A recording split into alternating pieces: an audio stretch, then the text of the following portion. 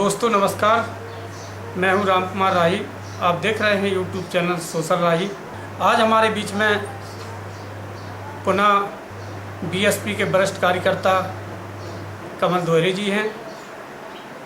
मेरे दिल और दिमाग में एक क्वेश्चन उठ रहा था, इसलिए हमने सोचा कि किससे क्वेश्चन अपना करूं, तो हमें केवल यही नज़र आए कि अपनी भाई साहब के आगे बात रखूंगा कि बात है भाई साहब, किसी ने कहा है कि बाप भला ना भैया सबसे बड़ा रुपया।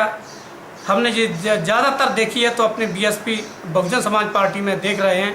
लोग बागों के द्वारा पता चल रहा है, लोग बाग हमें भी बता रहे हैं कि राही जी बीएसपी में सबसे ज़्यादा ये किया जा रहा है कि जिसके पास पैसा है उसी को टिकट मिलता है, चाहे वो ज़मीनी स्तर से बहुत पुराना कार्यकर्ता हो, जिसने ज़मीनी स्तर से कार्य किया हो, उसको महत्व न दे करके केवल पैसे के ऊपर बात टिक जाती है। तो इसी बीच को लेकर के हम आपसे चर्चा करने आए। भाई साहब जय भीम नमो बुद्धाय। जय भीम नमो बुद्धाय।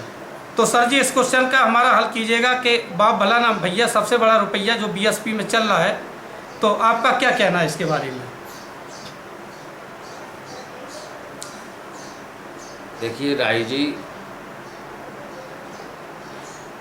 मैं चूँकि बहुजन समाज पार्टी का शुरू से जब से होश संभाला और मतदाता हुआ जी, एक कार्यकर्ता की हैसियत से निरंतर काम करता हूँ और संगठन के तमाम पदों पर भी हमने काम किया जी। बीएसपी में कई संगठन की जिम्मेदारियों को मैंने निभाया और माननीय बहन जी से भी सीधे सीधे रूबरू हुए। तो मैं तो केवल इस संबंध में आपको एक मोटी बात बताना चाहता हूँ जी। ये तो दल है, कोई भी घर हो, कोई भी संगठन हो, कोई भी प्रतिष्ठान हो, कुछ भी हो, एनी हाउ प्रत्येक चीज़ के लिए पैसे की आवश्यकता होती है जी। कोई नई चीज़ नहीं है। लेकिन मुझे एक चीज़ पर हमेशा गर्व रहता है।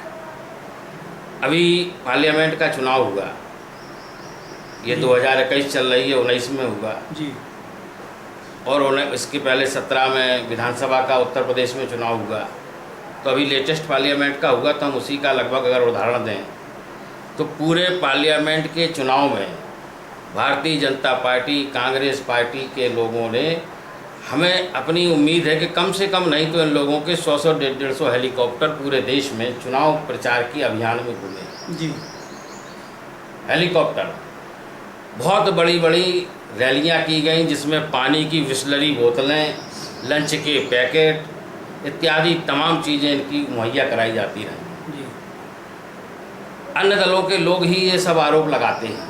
विरोधी हमारा इन आरोपों को बड़ी तेज़ी से हमारे लोगों के बीच में फैला रहा है कि आपकी नेता को पैसा चाहिए, पैसे से सब काम होता है।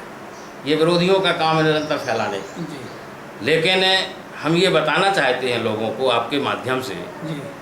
कि ये जो भारतीय जनता पार्टी और कांग्रेस पार्टी के लोग जो तमाम बड़े बड़े सेमिनार आयोजित करके और बड़े बड़े कार्यक्रम आयोजित करते हैं, 100 150 हेलीकॉप्टर चुनाव के दरमियान इनके चलते हैं।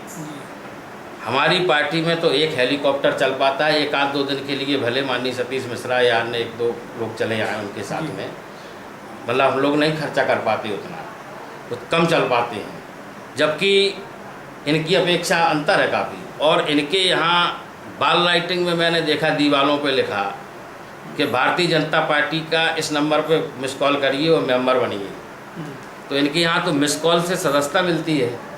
हमारे यहाँ 50 रुपये की सदस्यता शुल्क कटाने के बाद आपको सदस्य बनाया जाएगा पार्टी में। जी।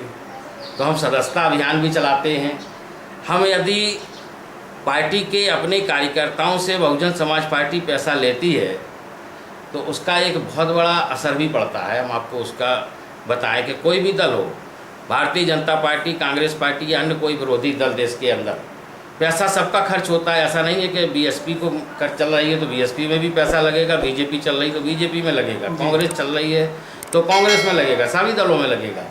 लेकिन अन्य लोगों के पास पैसा इस देश के उद्योगपतियों से आता है।